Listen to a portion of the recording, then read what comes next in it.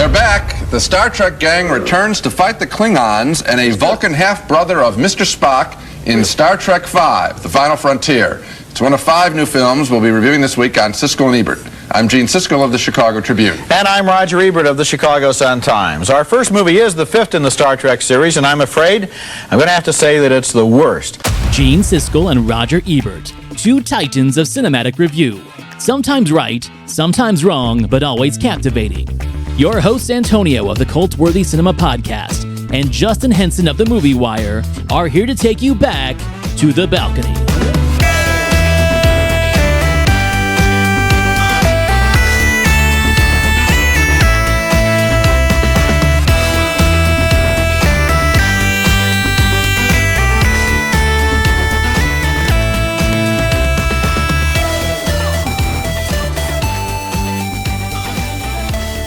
Okay, so right off the bat, we can tell that Gene's not a fan of Star Trek V, The Final Frontier, which is the show that we are doing this week, the movie we are talking about.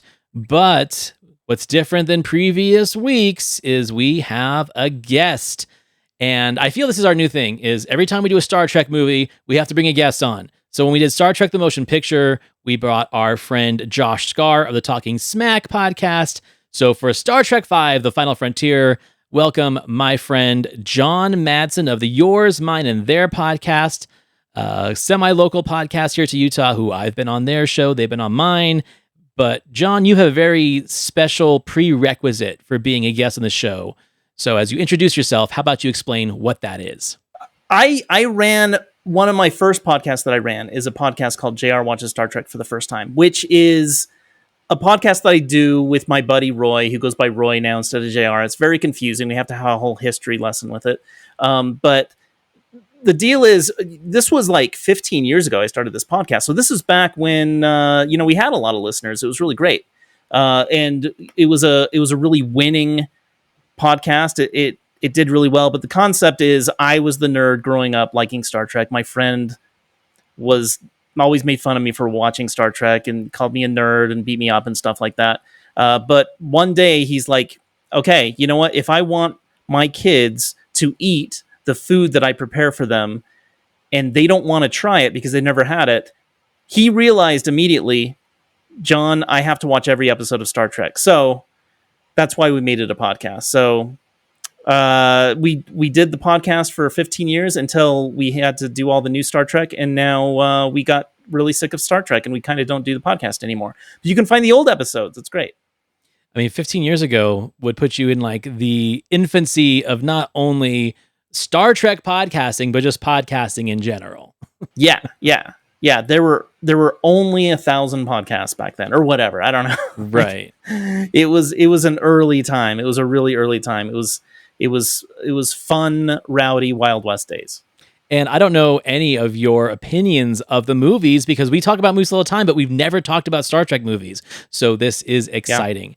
Now, Justin Henson, my co-host, again, same thing. You and I have talked about Star Trek movies, but I have no clue if you're actually into the Star Trek world. Are you a Trekkie? Like, do you watch the shows, or are you like me, movies and a few of the hit episodes only? Well, it's funny because I started with the movies, and the movies just spiked my curiosity of going back and watching the show. And I did get into The Next Generation for a while, and I'll, from time to time, just pop it on, and it's almost like a relaxation piece for me because it's cheesy, it's fun, it's curious, but I'm a fan of the holistic film series.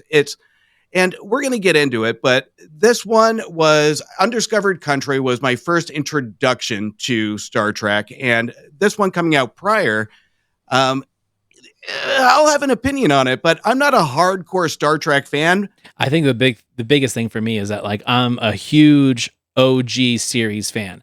I like Next Generation. I like the Next Generation movies fine, but I could sit and watch Star Trek, the motion picture, all the way through Undiscovered Country and be equally entertained by all of them. Are they all equally good quality-wise? Absolutely not, as we'll probably discuss in this episode.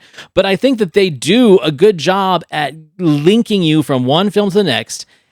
even if they have like different approaches to the storytelling, like one might be the action one might be the sentimental one might be the eco-friendly one, you still feel like you're in the Star Trek universe and they keep it consistent, even with the missteps. So that being said, my brief history. First one I saw in the theater was Search for Spock at a drive-in when I was like 3. First one I really remember was Voyage Home, Final Frontier, seeing it with my parents, and then 6, Undiscovered Country, which is my personal favorite of the OG movies. I think that 5 as a child really was cool, and I liked it.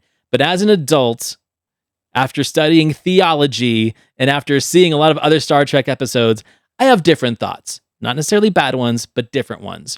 So I say we go one by one before we get into the actual criticism and review of the movie.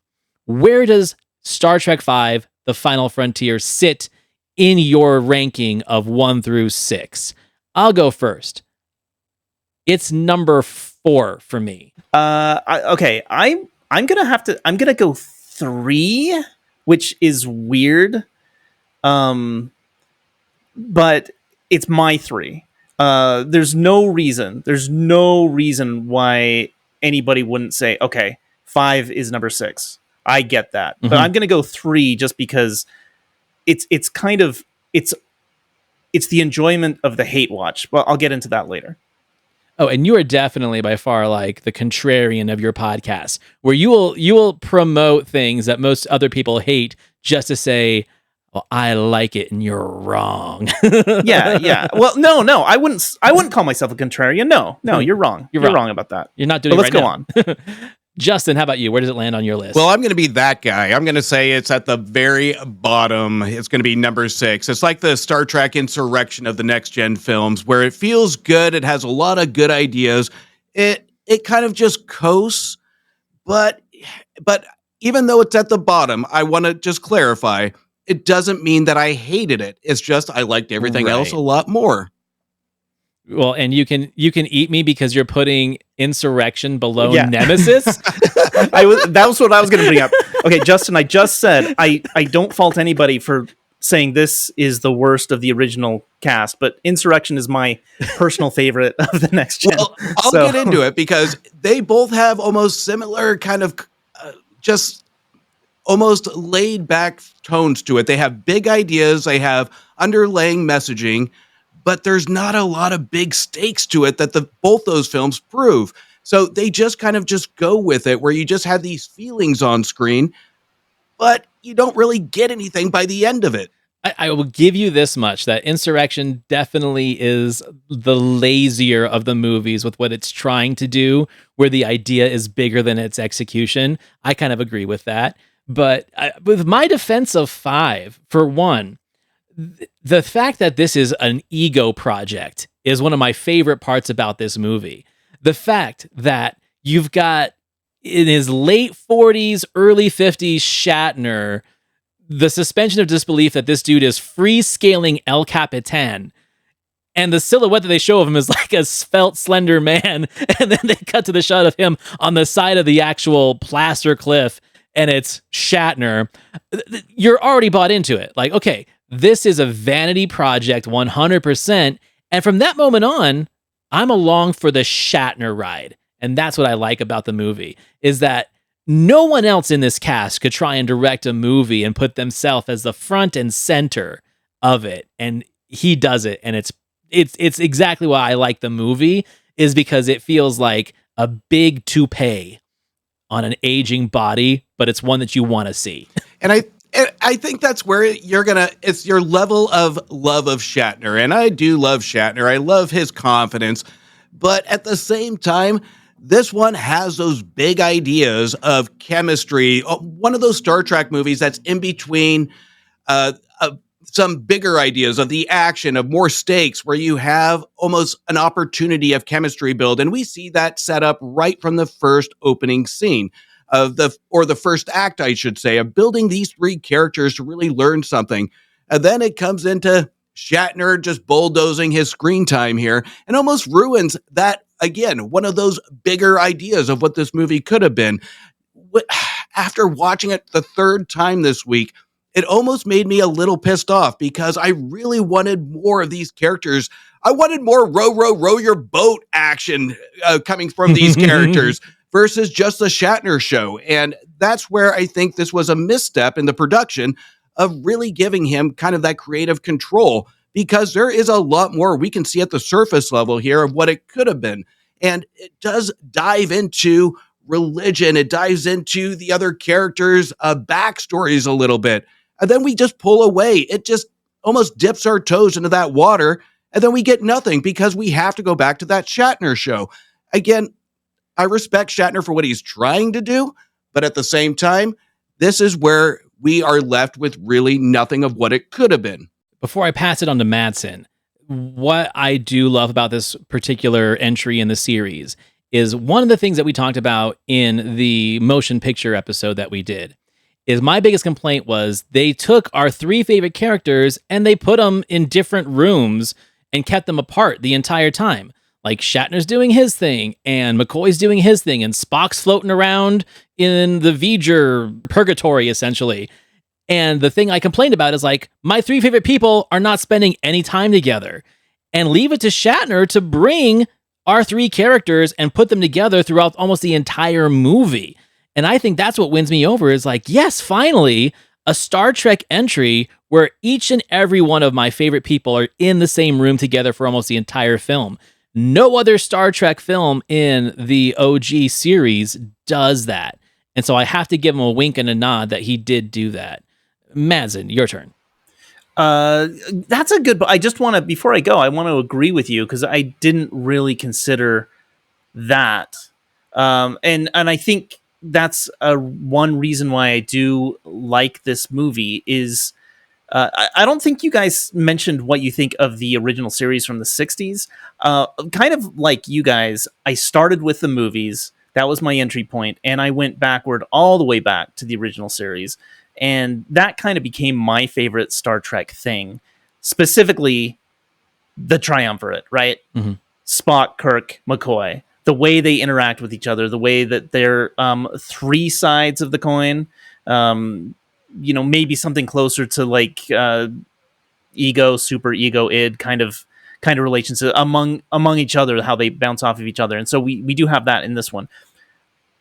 Let me just say something that doesn't work. I was watching the movie today, and I think I realized the point that kind of puts me on the wrong track with this one. And we all like Star Trek IV, the one with the whales, of course. I think there's some residual energy from Star Trek IV because they did something really, really silly with Star Trek IV. It's amazing it worked. They're like, okay, let's not go to space. Let's make a sitcom in 20th century San Francisco, America, of a bunch of people fish out of water, and they're going to act really weird and silly, and there's going to be jokes flying around them, and it's going to be kind of a little bit of a goof fest, and it kind of works with Star Trek IV. A lot of people who watch Star Trek IV now kind of like it the least because that doesn't work today. Mm-hmm. It kind of worked back then, and, senses of humor change, opinions change. I think, a lot of new people coming into Star Trek, I've noticed that, which is kind of surprising because it's sort of a beloved one. That residual humorous energy folds into this movie where, I think the row your boat kind of stuff, that kind of works, but elements of, Chekhov and Sulu kind of lusting after the Klingon warrior woman, and Scotty hitting his head on the hull of the Enterprise, and many other little kind of groan-inducing. The fan dance, a lot of the stuff that's supposed to be light, it kind of infantilizes these beloved characters. It takes them down. And so we're already kind of thinking, it's like, okay, is this a kid show? And it's gonna tackle these big questions about what is God? Does God exist? What is faith?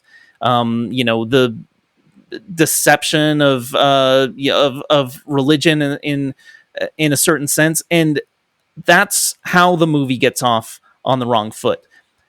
I will say something. This might sound a little bit weird, but this movie, I like it a lot because it culturally fits. It's in its place, and that place is, I think, our collective Schadenfreude of seeing Shatner fail at something. And it's kind of like, when I think of Star Trek V, I think of the line in Fight Club, who are you going to fight? And Edward Norton says Shatner. I'll fight William Shatner. I'm like, yeah, there's some real truth to that statement. There's something about the character of William Shatner and his place in culture, and his time comes along. Nimoy directed the two before this, and now it's Shatner's turn, and it's just so fitting, and it feels so strangely good in this kind of really weird sadistic way to be like, to watch this movie and make fun of it. And like watching it kind of, I wouldn't say it's a hate watch. I would say it's more enjoyable to just watch and let the time pass and let Shatner do his thing and just kind of laugh at a little bit, but kind of beside, because Shatner's been my friend for 40 years, Right. Just to kind of let that flow and experience it in that kind of weird vibe. And that's, again, why I say it's like, okay, this isn't a good movie, but it has something, it has that entertainment value that, for example, the motion picture just didn't have. You're just like, am I allowed to dislike the motion picture?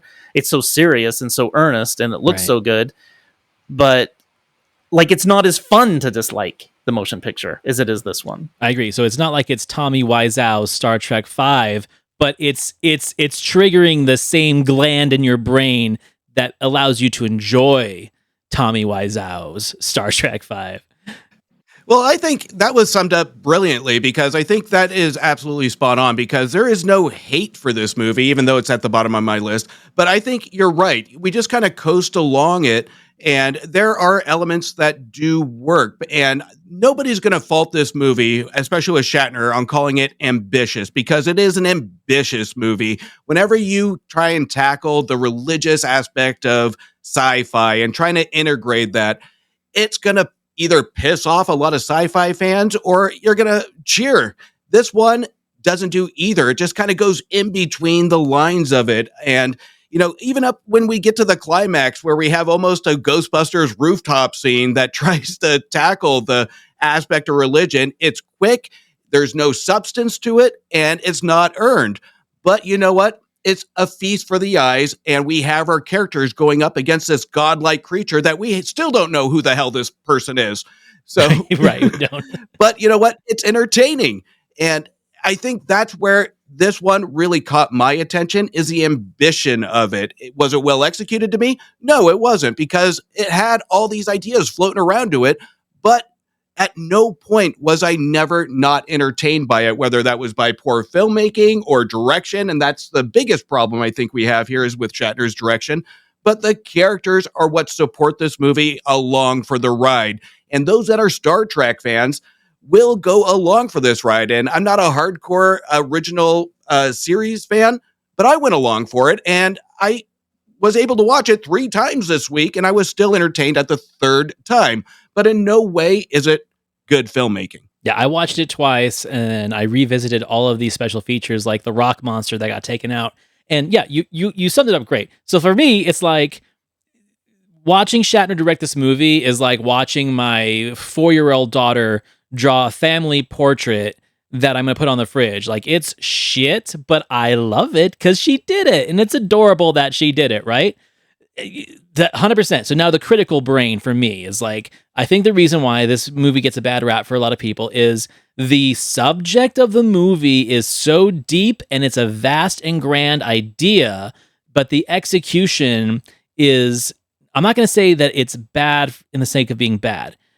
You got to remember that Shatner was a guy that would like cut other cast members' lines and give them to himself so he could get more attention, get more of the hero moments in movies, which is one of the reasons why there's such a big rift between him and Takei and a bunch of the other cast members to this very day. Think about that. Nimoy literally directed 2 of the best Star Trek movies in some people's opinions, but they're vastly different energies. Search for Spock is a very serious movie with a lot of serious themes. And then, like John said, Voyage Home is a goof. It's silly. it's more comedy. It shows like what Nimoy was doing in the 80s, directing a 3 Men and a Baby and other comedies like that. It showed that he could do those things. He had range. How much did that piss off Shatner where he's like, you know what? I've got this script about finding God in the center of the universe, but we're going to make a comedy out of it too. He's like, we got to do both. And that's what makes it lovable to me. Is like he really throws everything into this movie and still tries to make room for himself that it is the Shatner show. But I'm ready for the ticket. So before I pass it on to you guys for like your final take on the movie before we go to our Siskel and Ebert review, where does it sit on my list? Like I said, it's number 4. John's not wrong. Voyage Home is my number 6. It's the bottom of my list. Then Motion Picture. Then this. Then Search for Spock, then Wrath of Khan, and Undiscovered Country is my favorite. So, again, I like all the movies. That's just my personal ranking. And I am willing to say that the fun, entertaining idea of watching, like he said, Shatner fail to success, in a sense, is what really puts this movie in the middle of my list. So where does it sit for you, Madsen? Okay. As far as ranking goes, I said it was my 3rd favorite. I'm basic, right? I mean, Wrath of Khan is not one of my favorite Star Trek movies. It's one of my favorite movies. It's just, top 20 for me, Wrath of Khan. That's how I am. And you're right about Star Trek 6. It's your number 1, my number 2. What? It's super great. I mean, Christopher Plummer, Shakespeare, and everything. This one, it's number 3 because it's probably the Star Trek movie I've seen the most somehow for some reason. Interesting. Because it's one of those. I think it's like I remember things about this. It's strangely rewatchable in a way. Like it's not like Star Trek. It's Star Trek 3 is better, right? But I don't remember anything about Star Trek 3. Like if you ask me, it's like Christopher Lloyd is a Klingon. And Spock grows up really fast, and you kind of don't remember that one. We got a Savick upgrade, in my opinion. An upgrade, really? Oh, okay. Personal opinion. Big Robin Curtis fan. Yes, I am. See. That's great. That's great. No, Savick is great. Okay, but and then the rest goes, I like 4, then 3, and then, probably the bottom is Motion Picture because I kind of feel like it's weirdly like going to church and I can't really make fun of it. Like I can make fun of Star Trek V, which is why I like Star Trek V. I will say there are some elements that I legit do like that may be laughable. The first one is I do like that the Klingons kill God in the end, because this was an element in the series that's kind of a fun little Klingon thing. According to Klingon history, at one point Klingons had gods and they had religion, but the Klingons actually killed their own gods because they got in their way, which is kind of that's the most Klingon thing you've ever heard, right? Right. So it's kind of fitting that the Klingons kill God in this.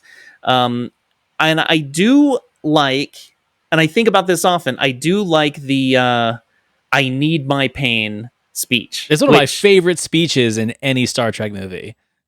Is it really? Okay. I was worried about it. I was worried about saying. I love that delivery. I love that whole scene. I think that whole scene is great. It's in a different movie, and that's why I like it. It is in a different movie. It is suddenly in a very serious Star Trek. It's the most serious element of the movie. It's far more serious than any of the God concepts that come along later. And I think ultimately the movie is destined to fail because Star Trek is no stranger to religion and undercutting religion, questioning God, questioning the nature of deity and all that. There are 100 episodes about that, at least 100 episodes about that very same thing. Interestingly, just point of just a reference, with my Star Trek podcast, I mentioned we had listeners, and we had a lot of listeners that wrote to us, and that's doing a Star Trek podcast is what made me realize the different factions among Star Trek fans, because you have these stone cold atheists, humanists who live for the socialist ideal that Star Trek represents. It's like where we can go, where we can come together as society. and we don't need religion getting in the way. There's that hardcore, but also especially like Next Gen in the 80s, and the cleanliness of the show, the content cleanliness of the show, it attracted a lot of deeply religious people. And I experienced like both sides of that fandom. And with as far as the way this movie tackles God, Justin, you said it earlier, both of those fandoms left completely unsatisfied. The people who believe in God said, okay, well, this is just, it's like found one random creature in the galaxy who says he's God. And so so the point is that there's no God. That doesn't make any sense. And then, all the people who were like, well, I don't believe in God. Why would I watch a movie that kind of portrays a God in this sense? And it doesn't go harsh enough in that direction. And so, yeah, the movie, I don't care who you are or what you believe in God, Star Trek V does not espouse your view.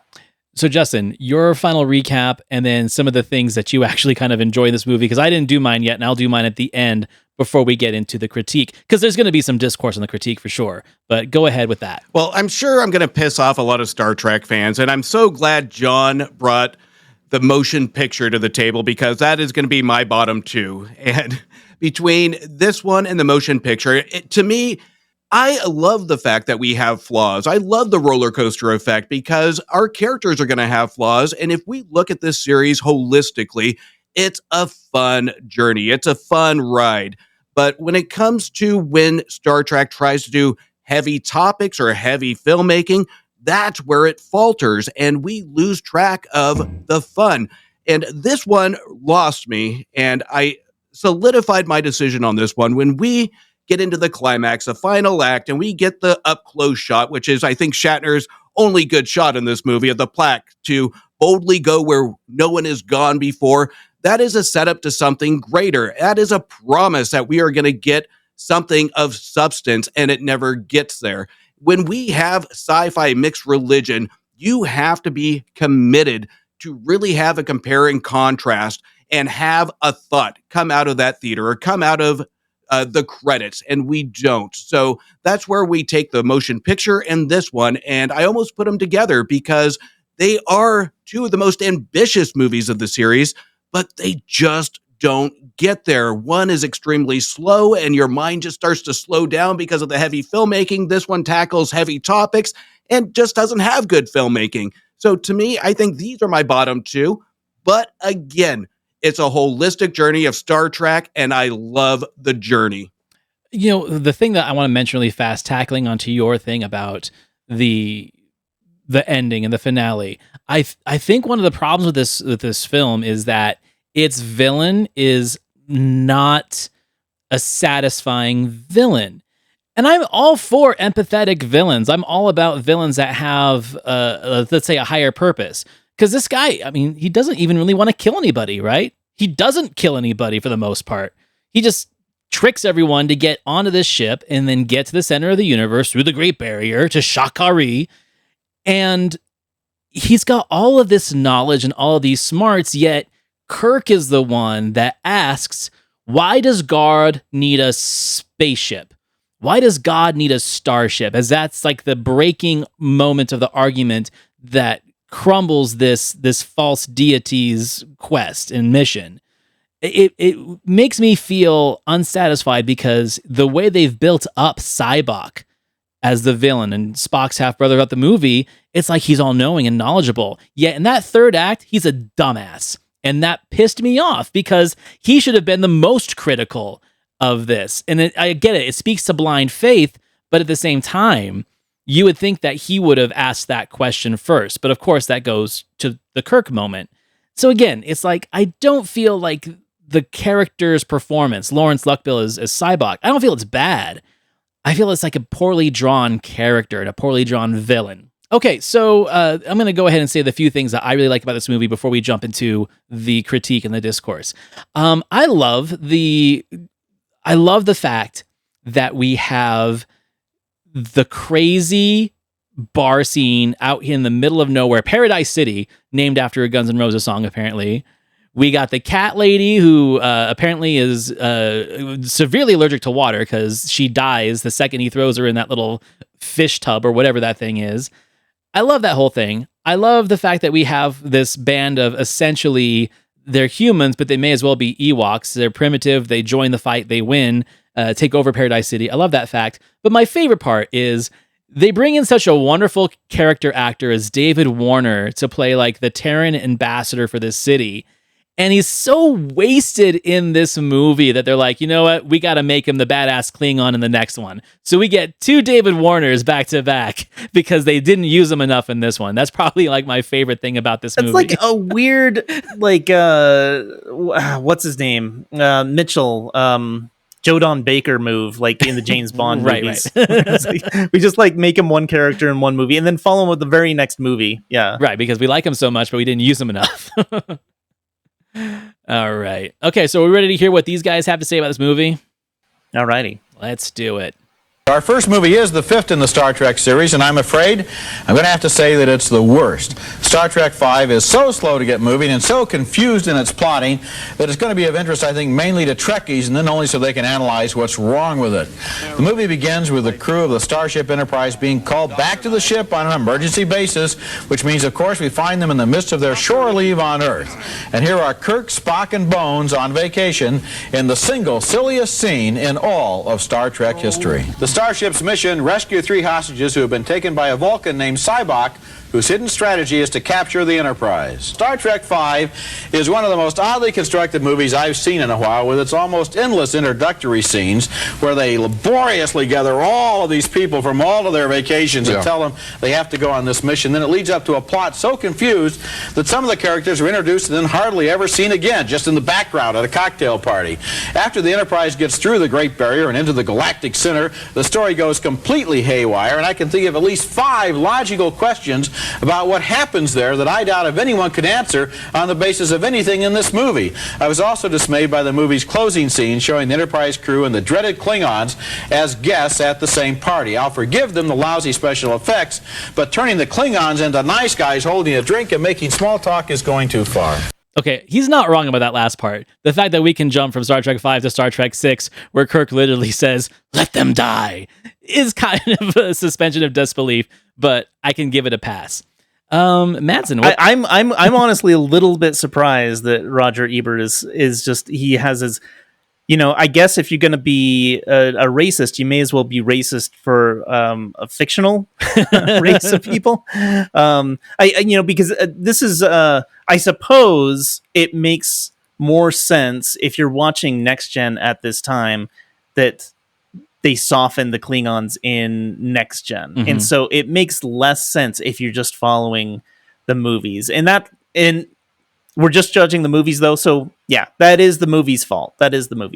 Well, it's no surprise that Roger hated this one, because we've talked about this before with Roger, is when you mix heavy topics like religion, something thought-provoking, and you don't address it in a sci-fi movie, Roger is going to hate it. Roger loves his sci-fi movies to come out of with a thought or an intent to prove a thesis or whatever it may be. Here, we don't get that. It's everything we've talked about so far.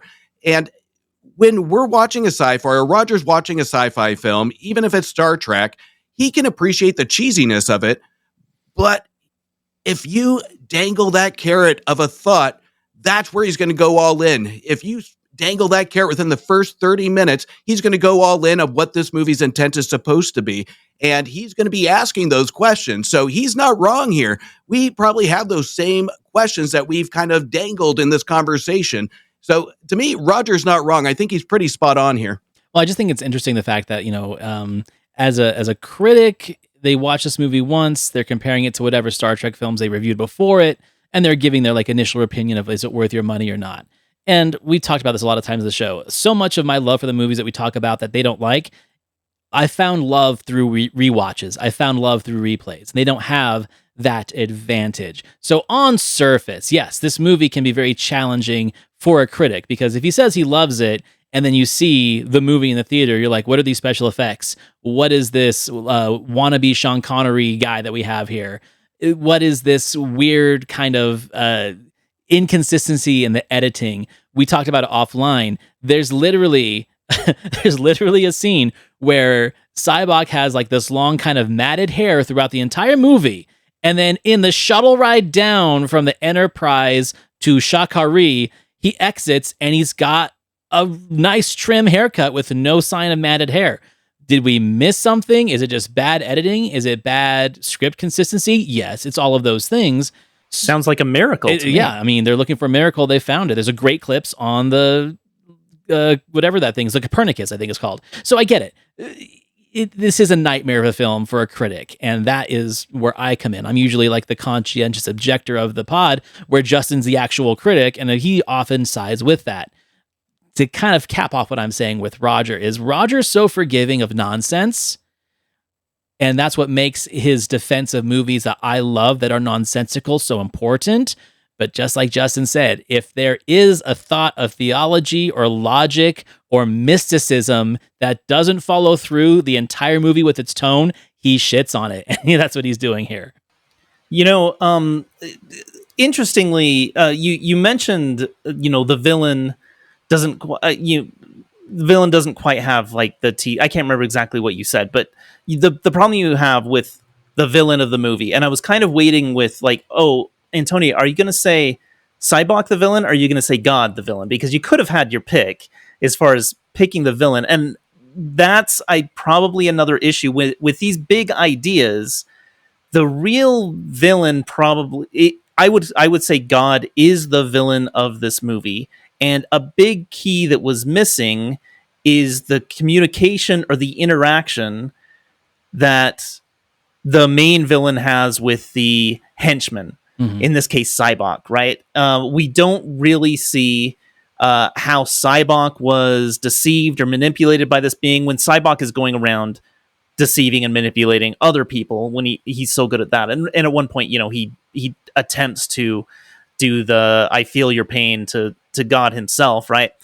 But as a concept, I like Sybok as a villain. If you're going to tackle religion and have deity kind of be the negative energy of this movie, I really like that the deity's messenger is just Space Jesus. Right. And this villain is just walking through the desert. He's in a robe. He's got a beard. He is being nice to people, and he's healing them. And, at one point, he actually gives the Enterprise back to Captain Kirk. He's like, no questions asked. You want to meet God just as much as... Oh, sorry, my cat just pushed my mic away. I know, I watched it. It's awesome. You want to meet God just like I do. And, he's just like, this Space Jesus turns the other... I like the concept of Jesus as a villain. We're going to tackle religion, so we're going to have this guy dressed as Jesus be the antagonist of the movie. I never even looked at it that way, where he's Space Jesus, but yeah, it makes a lot of sense. And it's funny too, because yeah, who is the real villain? It's almost like in Tron. I think Tron has got a very David Warner again. Like, is MCP the villain, or is it his character in the real world? Is his character in the game grid? It's like a trifecta of villains, but who is the main one? It's the MCP, but yeah, it's very similar to that. I never thought of Sybok as Space Jesus, and that makes so much more sense now.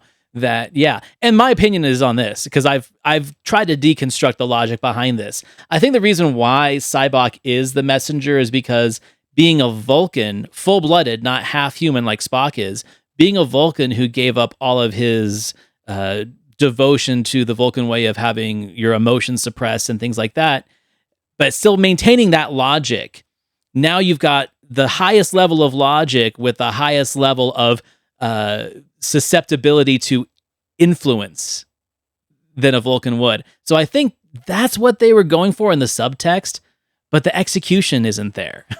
Yeah. It's, again, execution. Yeah, for so many things, like so many fun things. It could have been. It's fun now, but it could have been maybe less fun, but more interesting. Well, and I think this is where it could have been even more relevant today versus the time, is we don't even have to go the full Jesus or God aspect of it, but just proving the point of the danger of who we follow, the belief, the religion, because there is a lot of benefits to religion, but there's also a danger.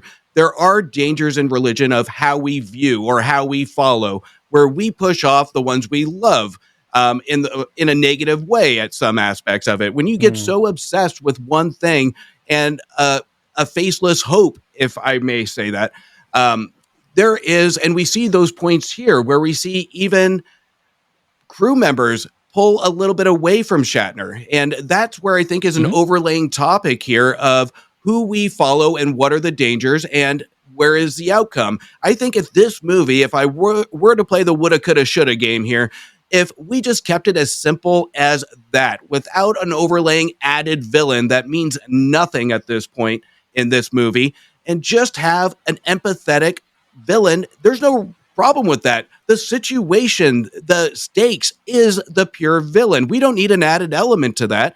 We just need the theme to be a villain. And I think that's what really could have made this movie more solidified, is just have a villain that we don't hate, we don't like. We just hate the situation that he's pushing onto the other characters. I think that was the missing secret sauce here. Right. No, that's really good. That would have, like you said, that would have upped the stakes. And I think one of the most hilarious things about Star Trek V, and kind of a reason I like it, is because the stakes just kind of get sucked away completely. They do. It's like the biggest stakes in the universe. We're meeting God. Like, what could be bigger stakes than that? But then it turns out, no, we're just meeting some jerk. That's it. Those are the whole stakes. Who got stuck on a planet, who got ditched by his friends millennia ago in the center of the universe. I mean, okay, so my retort to that is I think that this movie kind of is a litmus test for where you are with your own personal spirituality, because I am more pissed off at the Enterprise crew who fall susceptible to Sybok's pain relief and his ways of manipulation than I do when Chekhov gets the ear slug that changes his brain and essentially makes him a traitor. I'm more pissed off at the guys that follow Space Jesus than I am at the brain beetle that Chekhov gets. So that's where I think it shows where my spirituality is like, oh, dude, like I trust the beetle more than I trust this guy with his pain relief. Anyway, let's hear what Gene has to say about this. I don't know where to begin, but let me try with, first of all, the presence of a tremendous amount of liquor in this movie. I was astonished to find that basically these guys are more than social drinkers. I'm talking about the Klingons, I'm talking about the crew of the Starship Enterprise. The Vulcans. Everyone's getting sloshed in this film. Maybe they've read the script. It is astonishing to hear these people sing Row, Row, Row Your Boat, and believe it or not, that's the payoff scene at the end of the picture, that they can sing Row, Row Your Boat. I mean, it's not emotional, it's laughable. I think the time has passed for any new developments in the hardware area. They rip off the sequence from Star Wars of the bar with all the grotesque animals. I mean, there's no energy in this picture whatsoever. The movie it looks to me as if they started shooting at just about the point they should have started rewriting the script, because it's really out of whack. I mean, the first hour is just deadly dull. Nothing happens. And then when they get involved with the plot, I couldn't understand it. No, it's they bring beyond in me. David Warner, an excellent actor. He comes in, he's introduced, he's a character, he has lots of lines. Then what happens to him? I don't know. There's some heavy editing that had to be done. There are 3 or 4 characters like that in this movie who are introduced and then have nothing to do. There are 3 or 4 storylines that are started out and, you know. And the key, well, anyway, forget about the key questions about what's beyond the Great Barrier, because the key question is, why was it there to begin with? Justin and I have a little game we play when these two go so off topic that they don't actually spend time doing real critiques on the film. Instead, they just kind of pick one thing and go with it. And this is one of those things where they really just kind of pick the same horse and they kick the shit out of it. And we don't really get any critique on the actual filmmaking, the camera, the lighting. I personally think this is one of the best looking Star Trek films cinematically. Like, it's beautiful. I think it was Andrew Laszlo that was the director of photography. Fantastic job. Special effects sequences, that's a different story, but just the general framing of the film, I think, is gorgeous. The music, of course, you can't beat that score, you know, bringing back the motion picture score, which was used in Next Generation. So yeah, this got a lot of winning moments for it. But when it comes to their critique, it's the thing, I hate it when they do this. When they both don't like a film, instead of really focusing on the things that they could tell us about the film. They pick one lane and they just ride it all the way home for 4 minutes.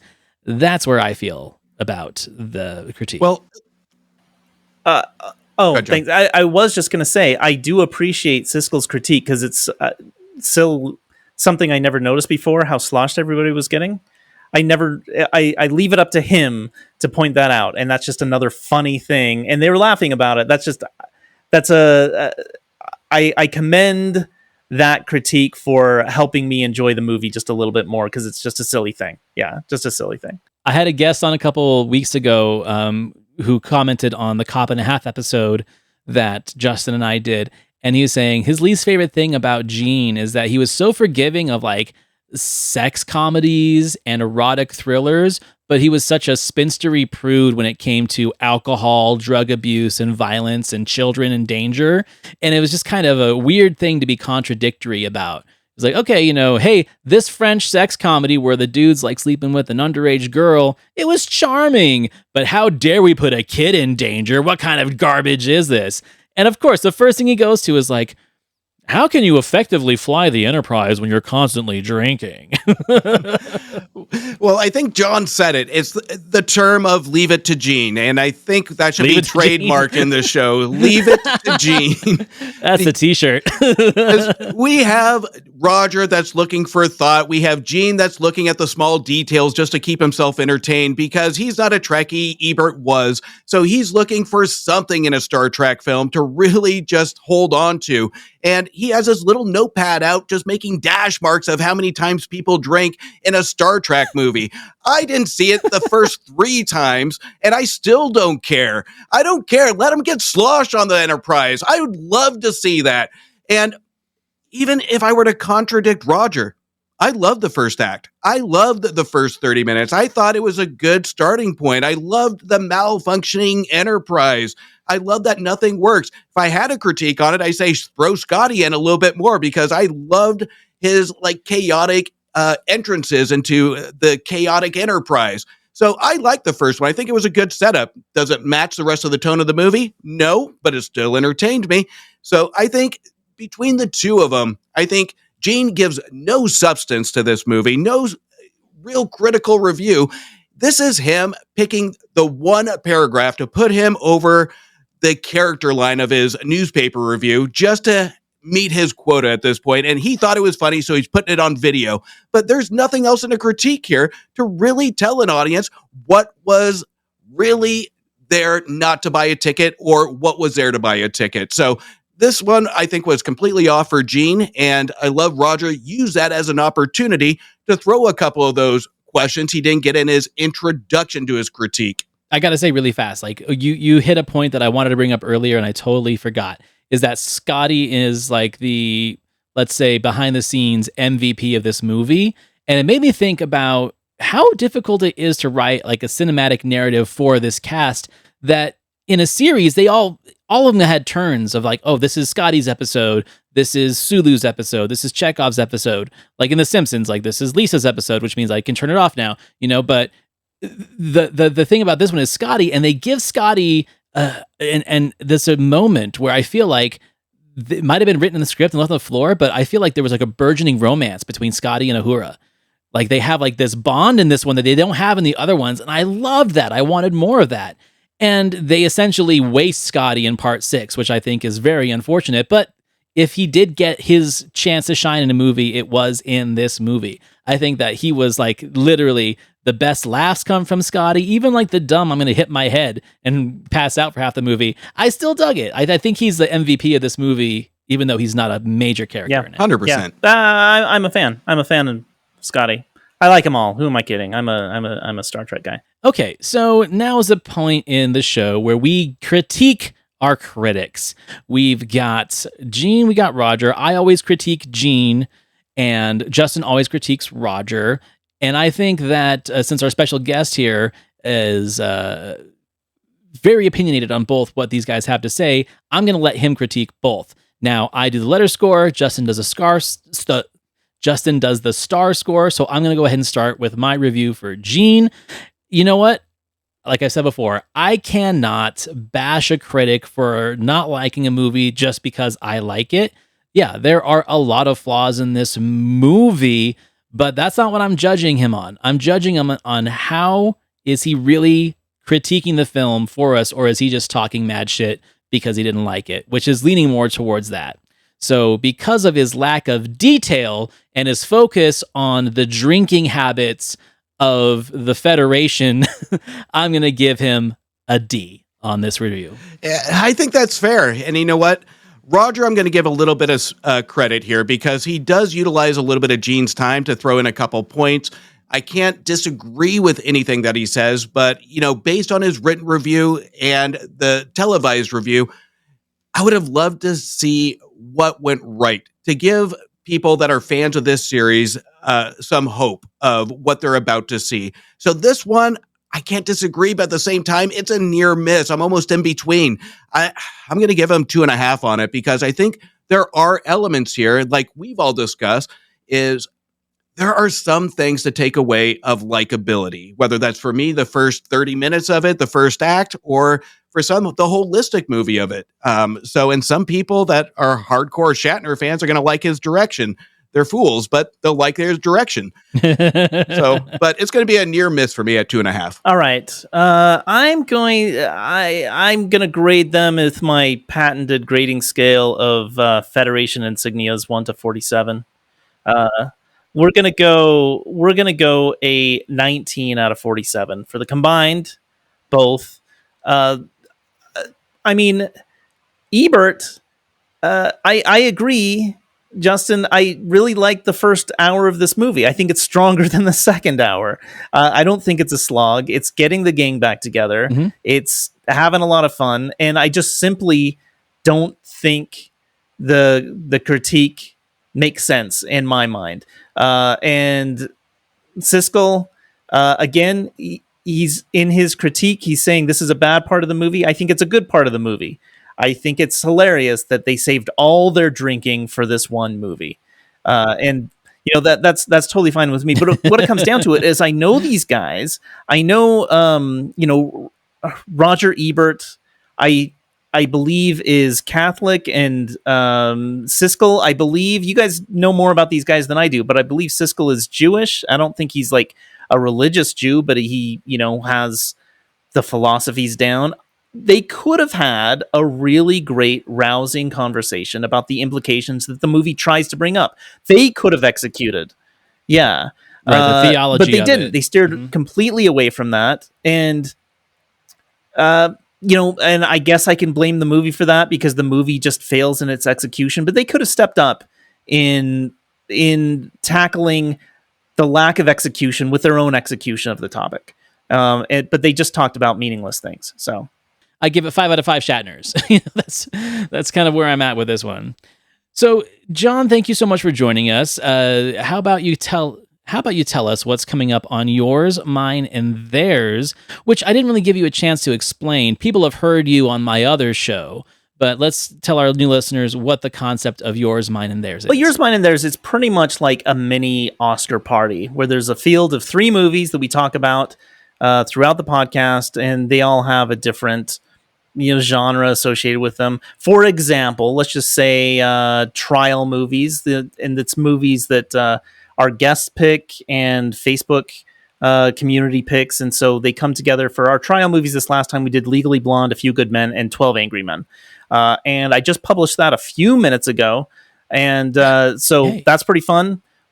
It's always like those 3 things or 3 movies a guest brings. But Antonio, I know you say this, the funnest part is since we have 3 movies, we give the awards to all the movies at the very end. We have 25 different awards, and they're each of these movies is duking out for the best alien, the best recurring character, the best laugh out loud moment, and so that's what we do on our podcast. It's a little hard to get into because sometimes you have to watch 3 movies before you listen to it. But hey, you know what? Don't watch the movies, just listen. That'd be great. Best death is still my favorite category. I love that one. Yeah. That, especially in those movies where there's no death, you have to come up with like a hypothetical death. Yes. You know, or a hypothetical titular line where the name of the movie is said when the name of the movie is never said, and so you make one up. Make one up. I think I expressed it on your guys' Facebook page that I'm disappointed about these 3 films in this category because you call it legal dramas. So for one, Legally Blonde is a comedy. Yeah, it's not that funny though. Okay, yeah, I guess the tears that you cry during the movie make you consider it a drama. But anyway, oh yeah, so make sure that you go and subscribe to Yours, Mine, and Theirs. Do it on Spotify. That's where they like to track all of their listens on, is on Spotify. You'll find the link to that in the notes of this episode. Now, the last little bit of business we have, what are we doing next week? So, we brought, some would say, an inferior sequel to the show this week. And who are we to break tradition? Justin is bringing RoboCop 2 to the show. What do people think about RoboCop 2? What do Siskel and Ebert know about RoboCop 2? I'll tell you what I think about it next week on the show. Justin, what do you think? Why did you bring this movie? I think this one, and I'll just give my opinion up front, is underrated, and I think critics didn't give it a fair chance and just get sucked into the sequel fun of it. So I think this one was a miss on critics because it was years of overdone sequels, and it had an unfair shot. Right, and it's not like we're living in an era of overdone sequels at this moment in time. So what do we know about sequels, right? Nothing. I really have not listened to their critique of this film yet. I'm going to save that for the recording, but I'm excited because, like I say, if a movie's on my shelf, it means I probably like it. And I've got all 3 RoboCops sitting on my shelf right now, but not the remake with Jackie Earle Haley and Gary Oldman. I don't have that one. All right, everyone, you know what to do. Like, subscribe, give us 5 stars, review us on Spotify, Apple Podcasts, jump on our YouTube, subscribe there. And if there are any films that you want us to cover, as long as Siskel and Ebert covered it on their show, and there is a video episode available, don't try and tomfoolery us and give us a movie that does not exist on YouTube that we can't find the review for. It's happened twice now. We'll do it. We want that listener input, we want that listener feedback, and we want to hear what you want us to cover. And with that, Justin Henson, I'll see you next week. John Madsen, thank you for joining us. Have a good night. See you next week.